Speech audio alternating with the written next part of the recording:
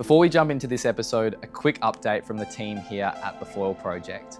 Desert Winds Downwind Foiling the Ningaloo is available online now at thefoilproject.com.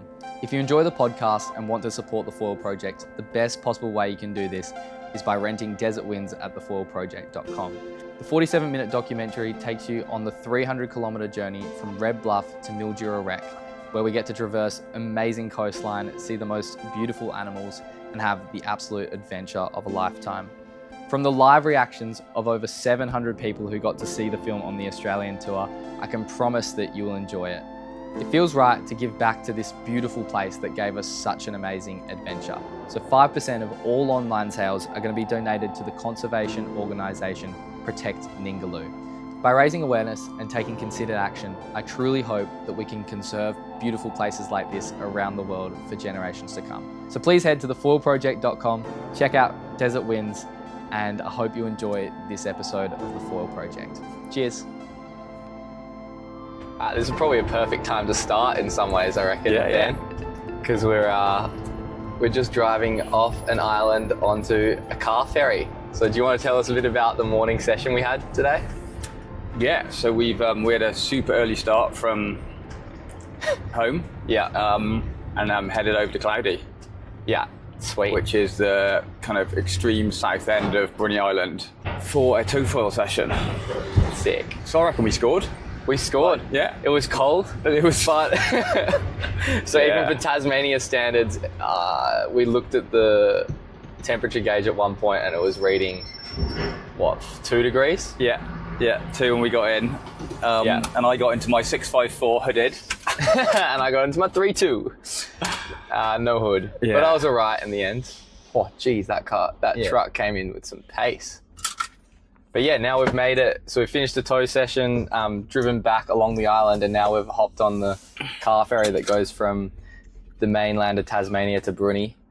And so you know the Tasmanians call the mainland the mainland. Oh, right, really? And Tasmania is Tasmania.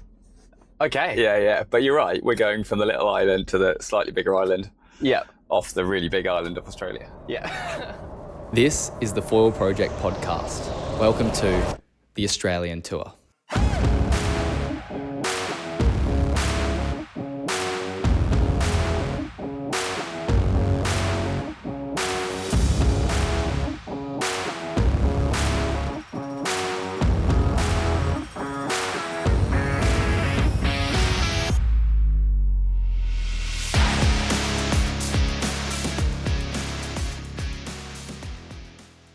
Welcome, Ben Warrick. Do you want to just run us through a bit of how you ended up in Tasmania? Because you don't have a Australian accent. I'm not a local. Yeah. I do fairly regularly get reminded of that. Yeah. So I'm a Brit. Been in Cornwall the last 10 years. Well, prior to leaving the UK. Yeah. So in 2023, my partner Katie and I sailed over. Mm-hmm. So I had a pretty epic adventure. And left the UK, across the Atlantic, through the Panama Canal, across Pacific to Australia. The plan was actually to head to New Zealand, but jobs didn't work out for whatever reason. So instead of turning left at Fiji, we carried on straight. Yeah. Came into Coffs Harbour in November 23. Yeah. And then, headed down to Tassie for jobs, for work. Wicked. So had a pretty sweet year. Pretty rocky start. Set off in November from the UK, which most yachties will tell you is not the time to leave the UK. Yeah. Got hammered by a really big storm. Had 60 knots for 3 days.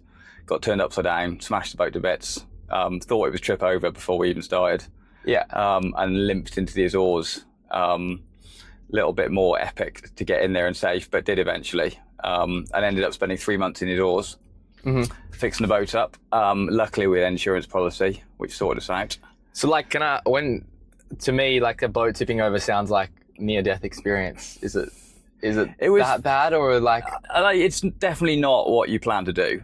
I guess boats are big solid offshore boats are designed to be able to do it, and as did, and all the peripherals, like the deck, like the hatches were cracked, all the but the foundation of the boat, the mast, the rig, and the hull was solid, and we came back up. But do you lose stuff like your food and like glassware and everything that you've got in the boat, obviously? Yeah. I lost my windsurf kit. Right, it just went off the side. It was strapped up on like under the solar panels in a gantry, and all that just went. Bugger.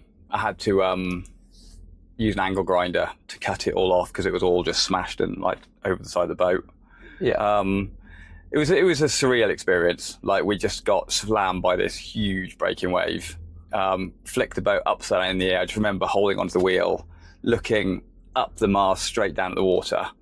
And then, you know, just as you do get binned in a wave surfing, and you kind of came to a halt upside down.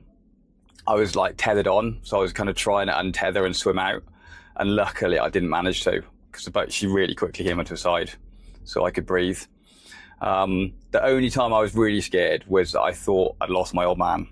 Yeah. Because Katie and I did a trip, but for that first leg, my dad came, Katie's dad came, and a mate of mine, Tom. And Dad and I were on watch. He was just kind of snoozing in the front of the cockpit. I was on the helm. The spray hood canvas dodger thing kind of just like smashed him onto the floor and wrapped him up on the floor. Yeah. So when we first came up, he was just gone. So I thought he was over the side, and that just equals definite death out there. So I had it took just a few, I don't know, seconds probably to work out he was still on the boat and like just wrapped up in this stainless steel. So I had to kind of pull him out of that. And then we carried on.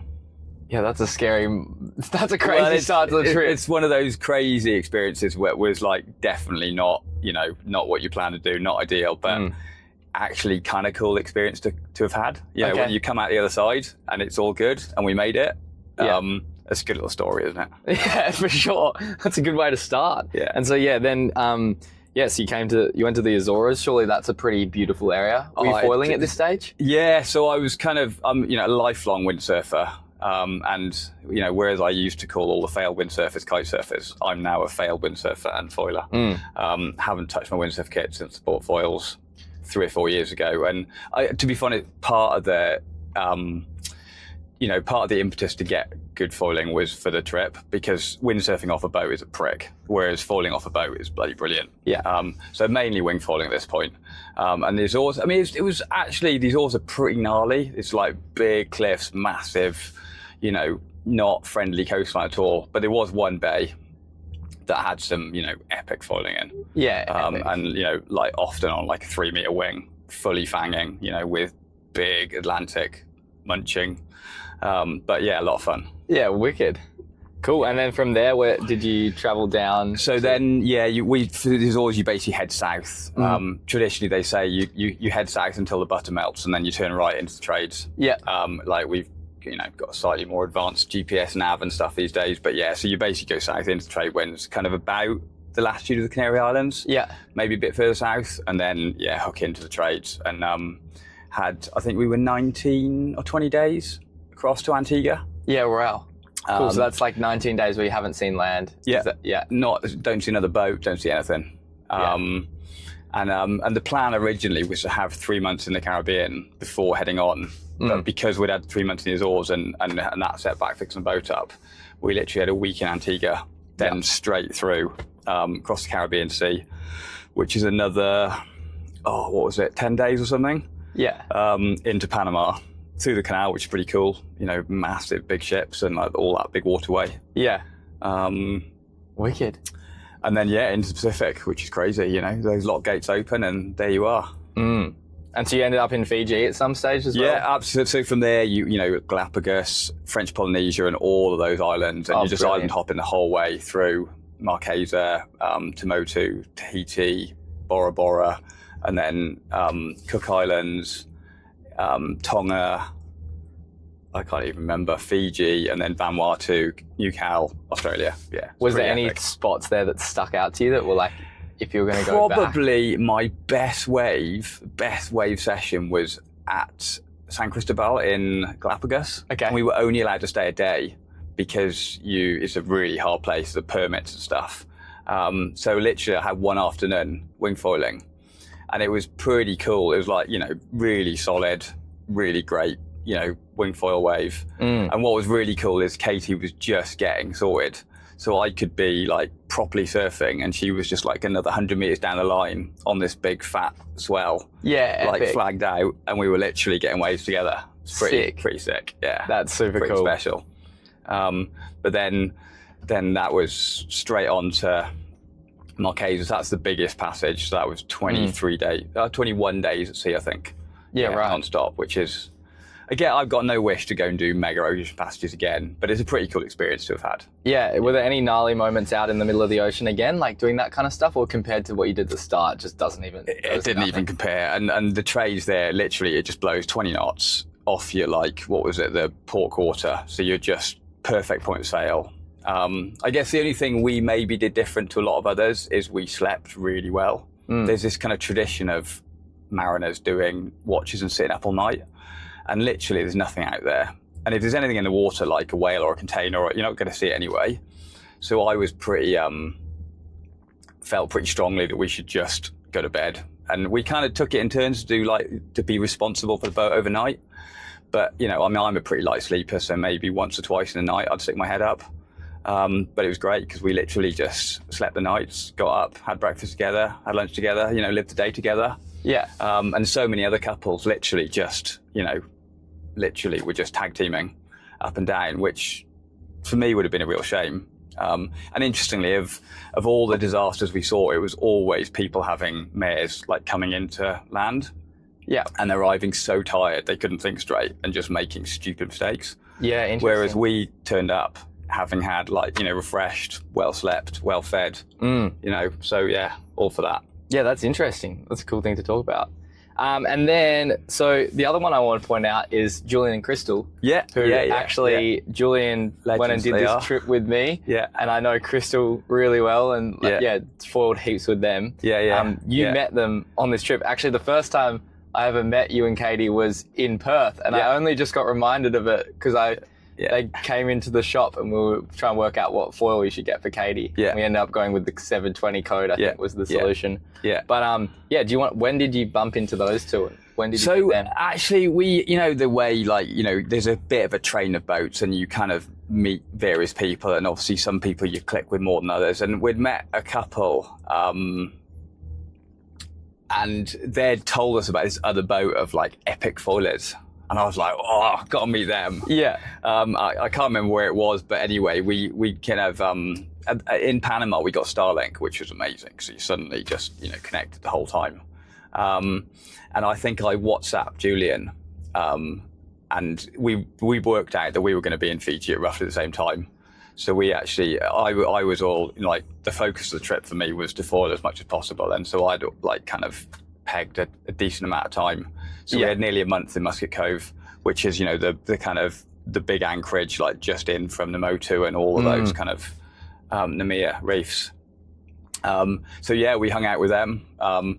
Like, you know, the kind of girls being girls were just like this, and Julian and I were a bit more like, you know, all right, let's go foiling. Yeah, nice. And he's clearly like, you know, he's so understated, isn't he? Super understated. And you kind of like, you know, sizing people up, and then he gets on this foil and he's just an absolute weapon.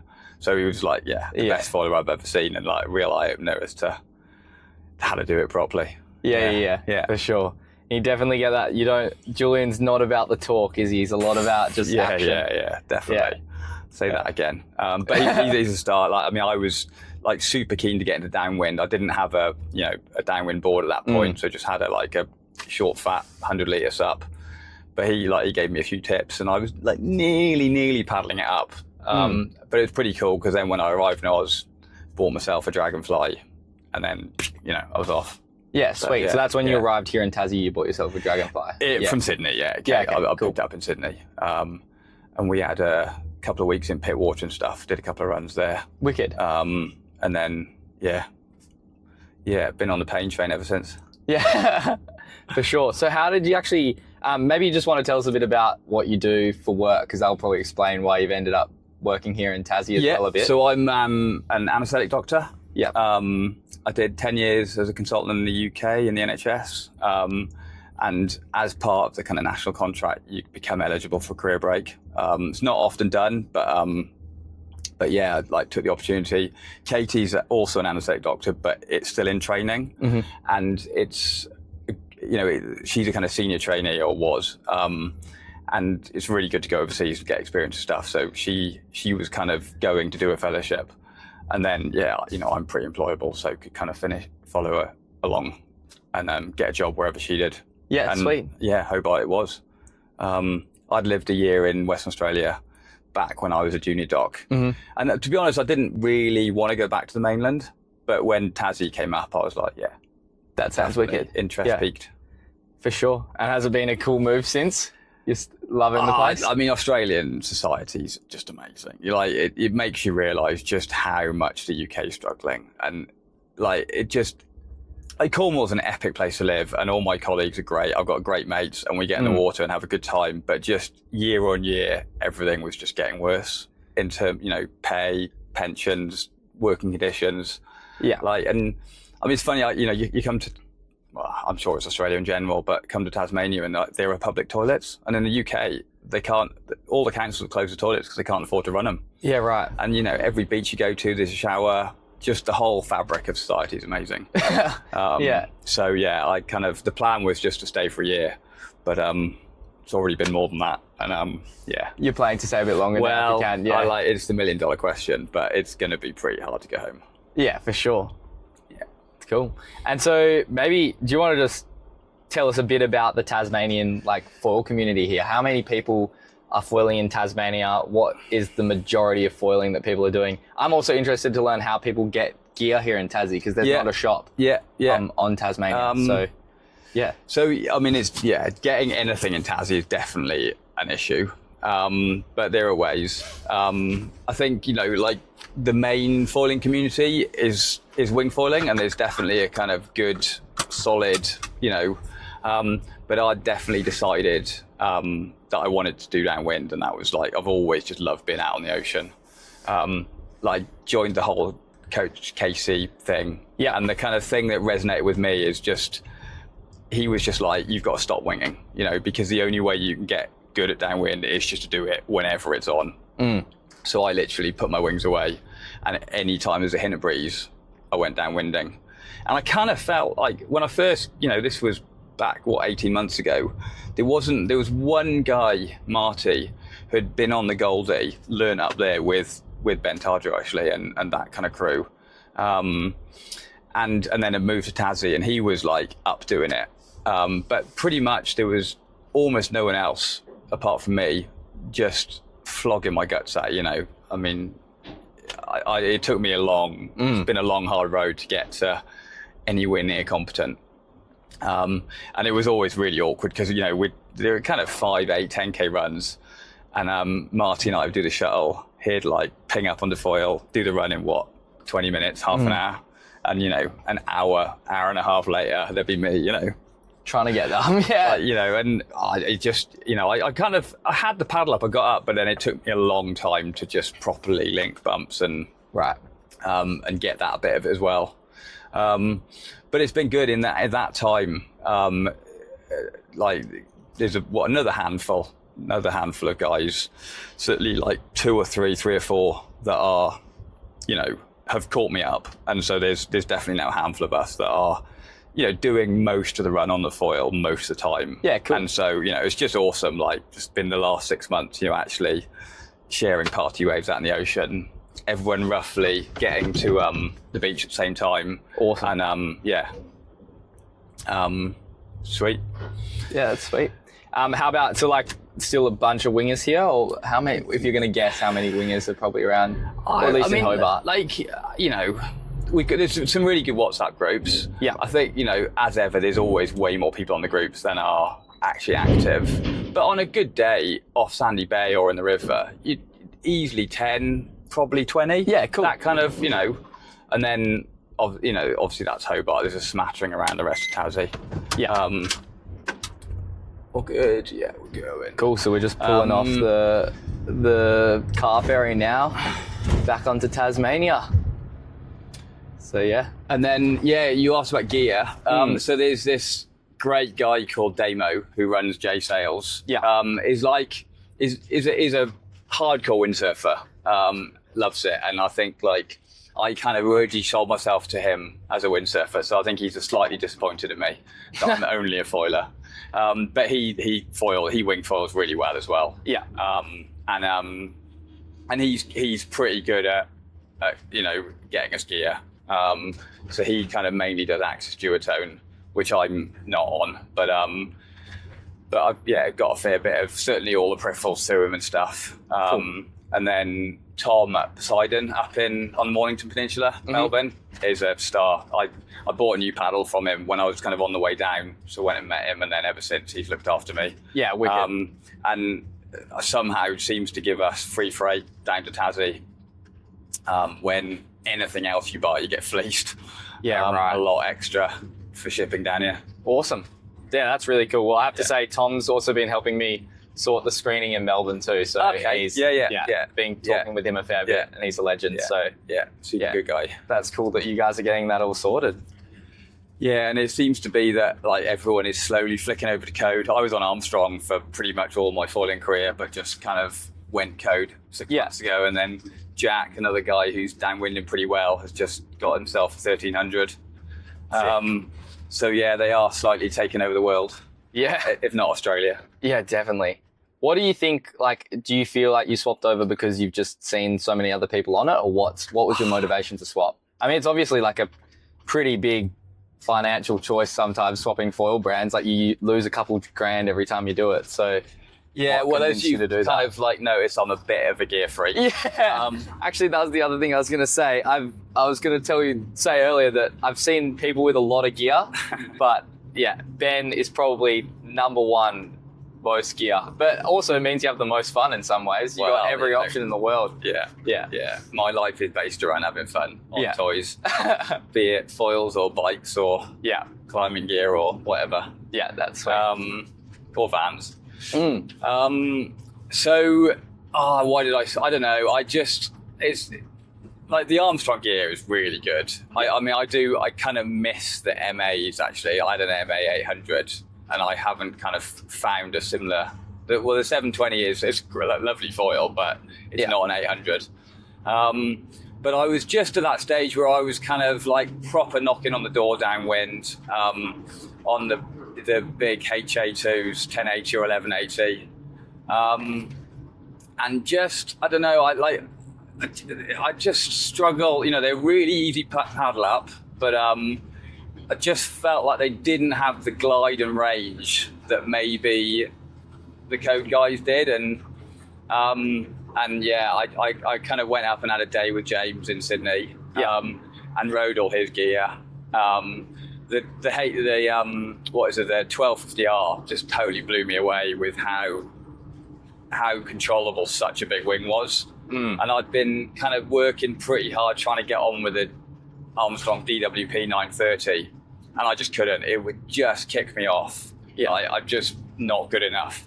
Like the 755, I made work really well. Had some epic runs on it, but for me, it had to be absolutely raging, massive, loads of energy to use it. Which is not, we don't often get that in Tassie. We get the odd big storm, but most of it is, sea breeze, 15 knots, smallish bay bumps.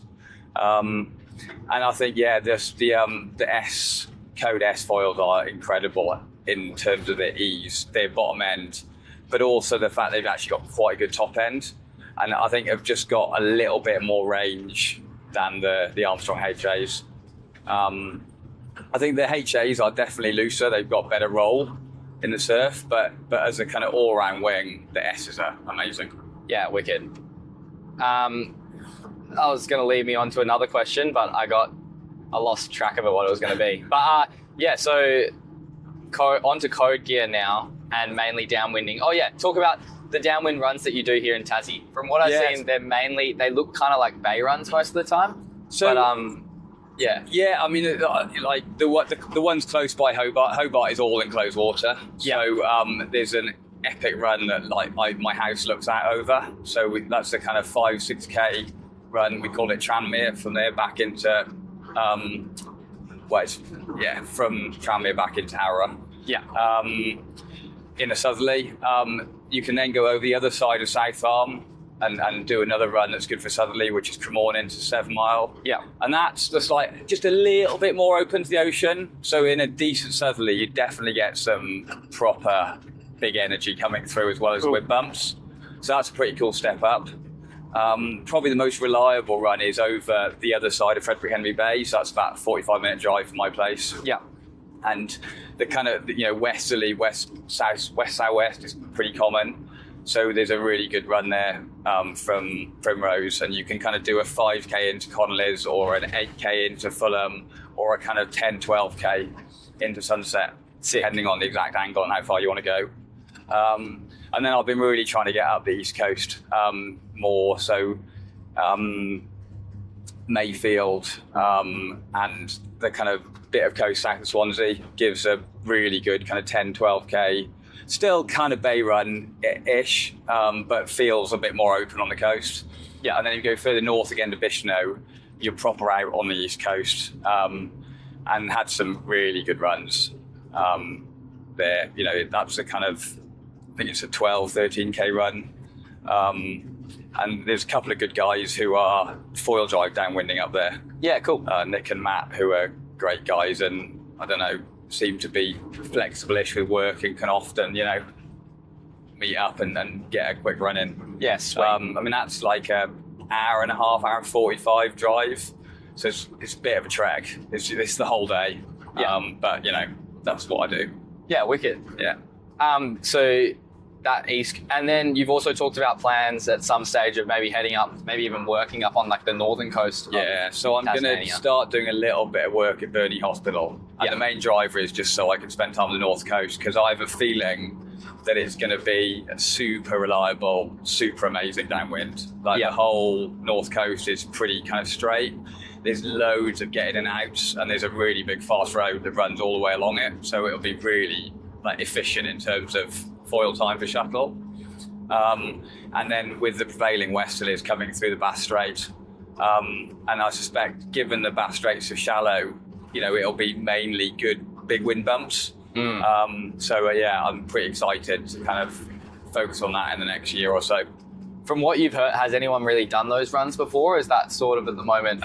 So another local ripper, Simon, is from up there. And him and his brother Will have done a couple of runs on wing, wing foil downwinders.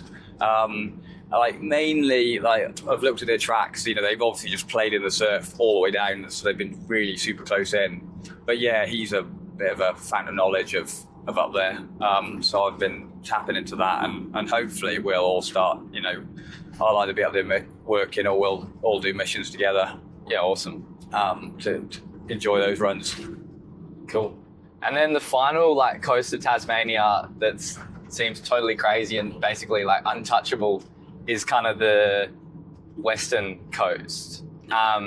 So Reedy has been talking to me a lot about doing crazy downwind runs, and he probably will listen to this podcast because he listens to all the podcasts. So maybe if you were going to talk to Reedy and tell him is it possible to do runs along that stretch of coast? Oh, or is absolutely. It'd be phenomenal. I think it's super, super wild. The bottom half of the west coast is literally inaccessible, no roads, no nothing. So I think it would be pretty impossible to do that bit. You'd be looking at getting dropped off by helicopter, and probably not realistic. Yeah. But from Strawn, which is the kind of road access north of there, the good thing is that pretty much all the way it's beach, from what I can see. So that worst case, you can come in and you're not going to get smashed on cliffs. Yeah. There are then 2 or 3 tracks in to places like Bramville and Trial Harbour. Mm-hmm. I think you're looking at anywhere 40, 50, 60K. So for your standard of downwinding, I'm sure it's very doable. Yeah. I think I'm probably a way off that. Maybe in a year or two. I'd love to aspire to it. Yeah. But yeah, the Tassies love talking about how we stick down into the Southern Ocean, which I think actually from a nautical point of view is incorrect, because I think the Southern Ocean starts at a latitude which is below Tassie. Yeah. But like you kind of get the feeling that there is a very big gnarly ocean out there. Yeah. And I think you'd be doing it in a southerly, so almost certainly there'd be a lot of big energy coming up from Antarctica. 100%. But it would be epic. And really, if you want to come do it, I will bend over backwards to support you. And we're in a nice big 4-wheel drive truck, so there would be loads of options to do a bit of a mission and do it over 2 or 3 days or whatever. Yeah. I'm sure that's cool. Absolute music to his ears. Yeah. Well, you'll have to come back with him. Yeah, for sure. Maybe it could be Ningaloo Part 2. Part 2, hopefully. Yeah. Hopefully. But the other one, the thing that kind of shocked me the most is like immediately landing here is I have always thought of Tasmania as this, it's obviously incredibly green and beautiful place, but it's actually like really dry here in Hobart. Yeah. There's not much rain. Yeah, it's a beautiful climate. Coming from Cornwall, which is a super wet place. Yeah. Tassie is, well, I'm told it's the second driest Australian capital. Yeah. Behind Adelaide, which is, really surprising, isn't it? I think if you go over to the west coast, it's probably one of the wettest places in Australia. Yeah. Like many meters of rain a year. But it's like Hobart climate is beautiful to live in. It gets cold, but it's like this. It's just bluebird and beautiful. So yeah, that's certainly been my experience since I got here. Yeah. Well, yesterday.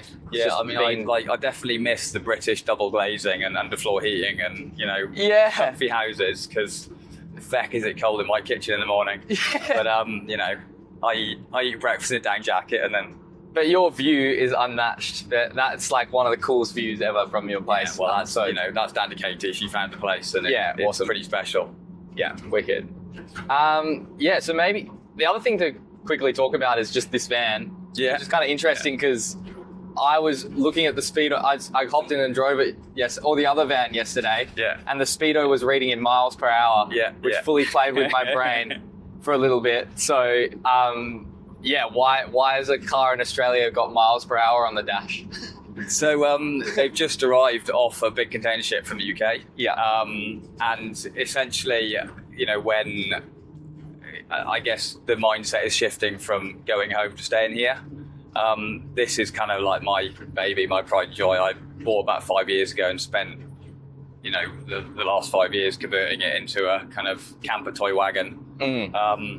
And obviously, you don't need 4-wheel drive in the UK that many places, but in Tassie for the beaches and the tracks and what we've done today, launching a ski off the beach, is an epic bit of kit to have. So I was pretty lucky when work gave me a permanent job that comes with a relocation budget, and because we'd kind of brought a lot of the other stuff on the boat anyway, I just got a mate to pack up the van and stick it on a container for me.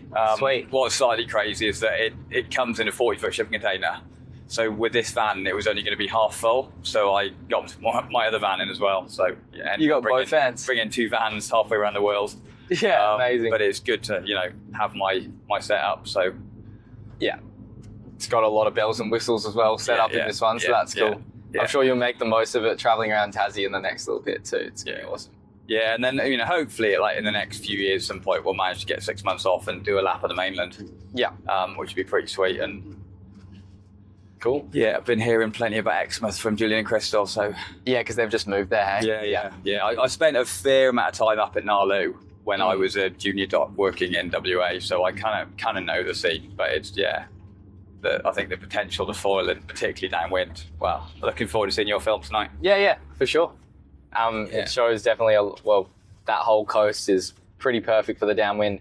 The interesting thing that I have heard from Julian and Crystal though is when we did do this trip, it was just mackin' wind basically the entire time. And even that last stretch, there was pretty solid bumps through it. But from what I've heard, Julian says that that's actually not the common occurrence up there. Yeah. Like it gets bumps obviously, but they're normally not actually as big as. So when you say macking, what kind of strength? Like 20 to 30. Yeah, nice. Yeah. But that's a lot out in the open ocean, isn't it? Yeah. If you're ocean side of the reef, that's pretty chunky. Yeah. Yeah, well, it was probably 20, I'd say 24 would be like what it was most days. The very first day it was easily that. But Yeah, that's dream downwind conditions. Although it can get pretty scary, kind of hanging on to the big bumps. Definitely. Well, the thing that scares me is the swell when you're on the bump and the swell, and you kind of get stuck on a swell. Yeah. That's when you're when you start going real quick. Yeah. Cool. Do you want to just also, you've been doing water spurts and windsurfing for years now. What's the progression, or like when did you start getting into windsurfing, and how have you seen the progression into foiling from like your perspective? Yeah, so I guess I was super lucky to have a dad that was into water sports, and you know, he worked pretty hard as a GP in Wales and didn't have that much time, and so we like very much made the most of a time off.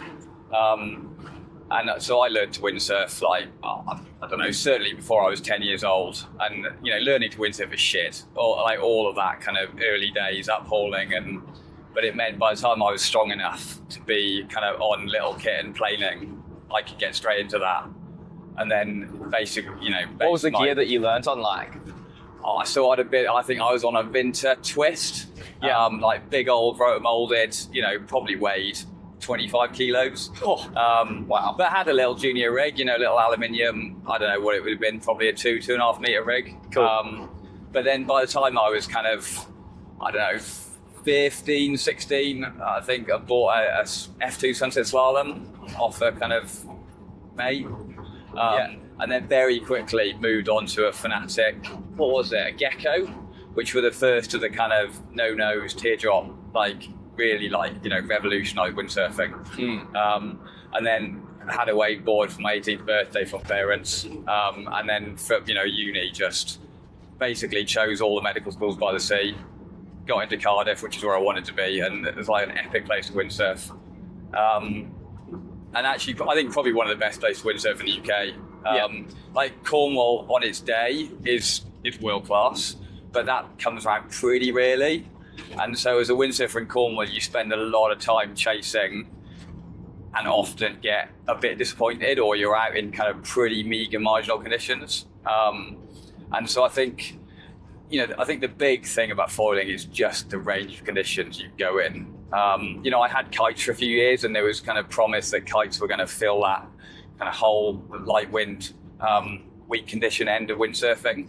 But actually it turned out that you needed just enough, you know, just as much wind to have fun on a kite. So I pretty rapidly got rid of kites and stayed a windsurfer. But the thing about foiling is, you know, it does feel that light wind. Yeah, it's just incredible, you know, especially with the kind of slightly longer, narrower boards. You can still get a decent sized foil up, and so the ability to get out and also, I mean, I just remember we had a day, it was early on in wing foiling, and there were probably like 6, 8, 10 of us out in Cornwall, and Nick Healy, who's one of the kind of local gurus, like big wave surfer and awesome all-round guy, and he was just, I just remember him on the beach just hooting, because it was just shit. It was just like big slabs of water everywhere, totally confused. Like it would have been horrendous on any other watercraft, and we were all just ripping around, you know, flagging out, turning, having an absolute hoot. And that was just the kind of real like watershed moment where you just, you know, if you're having this much fun in these conditions, and then it's only going to get better. That is crazy. So I don't really know what kind of areas are best for windsurfing in and around the UK. But you're saying like Cornwall? Well, I think it depends what kind of windsurfing you want. You know, I was a wave sailor. I mean, I still love just like charging offshore. And a mate of mine, Ian, who's another anaesthetist in Cornwall, and you know, moved down for windsurfing.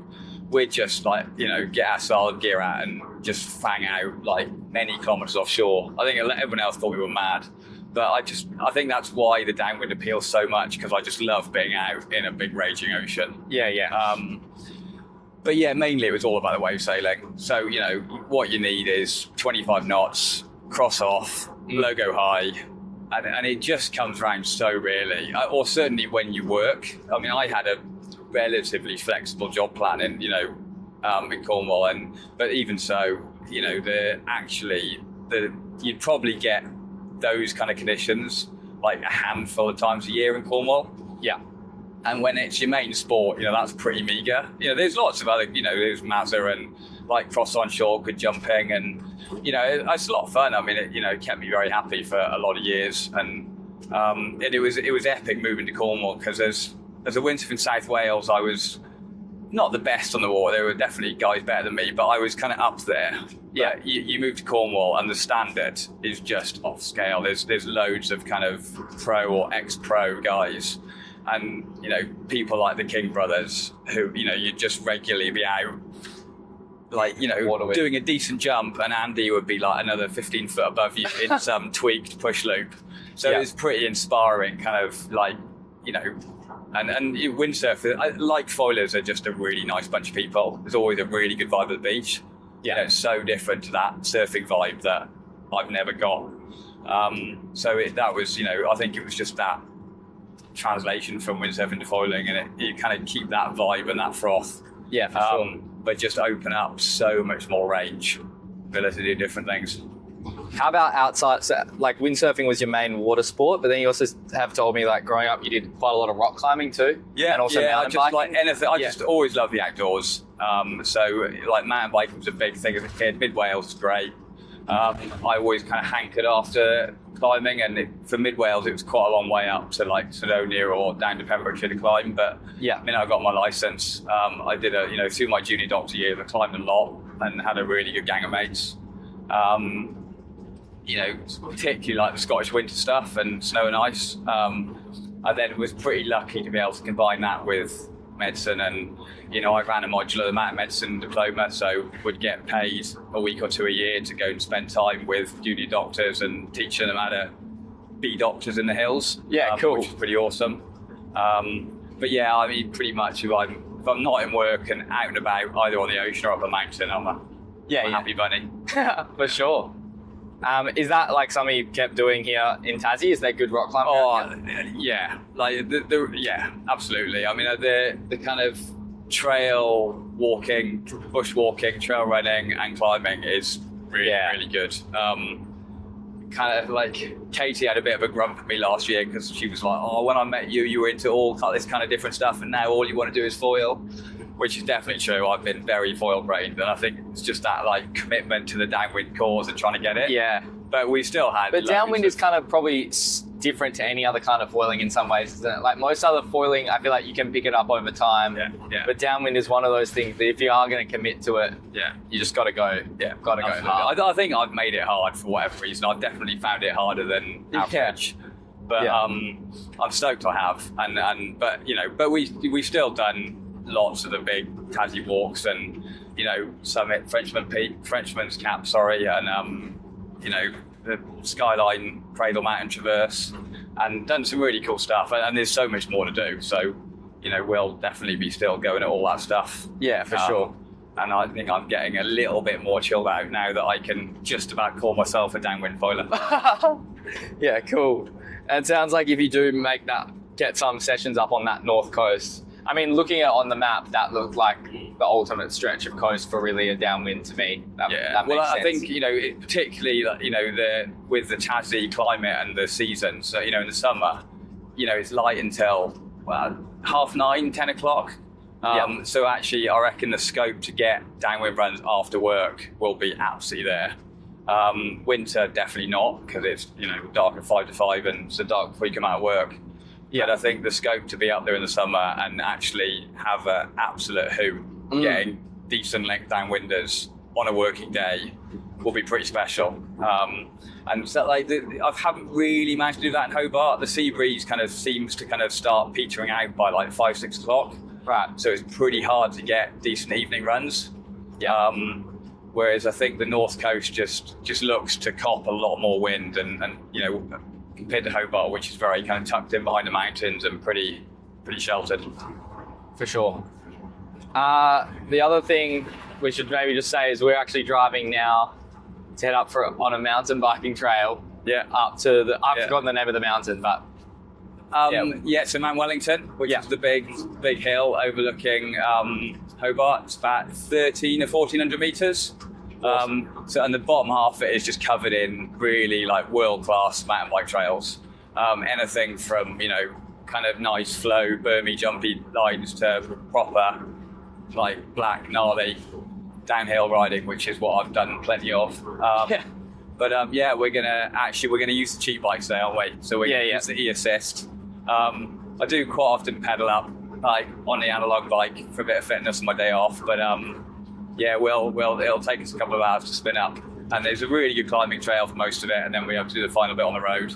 But like the day will be epic, and the view from the top, you get an overview of this just amazing like myriad of waterways, and I'll be able to point out all our downwind runs pretty much, apart from the ones way up the east coast. Wicked. So yeah, it's a pretty special spot. So the other one I was going to ask is like with those mountain bike trails down the bottom, is that like, are there like pro trails and competitions that happen here in Tasmania any times of the year? Well, so like the really big one is Hardline. Yeah. And what's kind of cool is that Hardline was dreamt up by Dan Atherton, who, like, the Atherton family are like UK mountain bike royalty. Yeah. G and Rachel have been multiple world champions, and Dan owns W Bike Park, which actually is about an hour from where I live. Yeah. And the kind of premise was to set up just the most crazy, sickest, raddest, like enormous like jumps and gnarly terrain. That it's invite only, so not even all the pros get invited. Wow. And so that's been on in the UK for, I don't know how long, 4 or 5 years now, but they've just started a Tasmanian hardline. Yes. Don't know how many years it's been going, a couple now. But I went up and watched it last year, and it's incredible. The Medina Bike Park, which is about an hour and a half north, is another fantastic, again, like world-class mountain bike destination.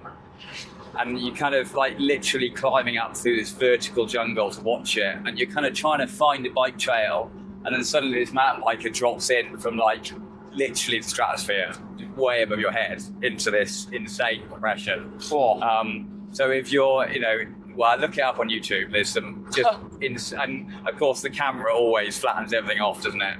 When you actually see it in person, to see it in flesh crazy. it's truly impressive. And then the bottom is this kind of big like flow jump line. Yeah, but, I think they're probably hitting stuff at 70, 80k an hour. Wow. Like doing, I don't know what distance jumps, but tens and tens of meters, like these massive gaps. And yeah, it's just, actually I don't have any aspiration to do it.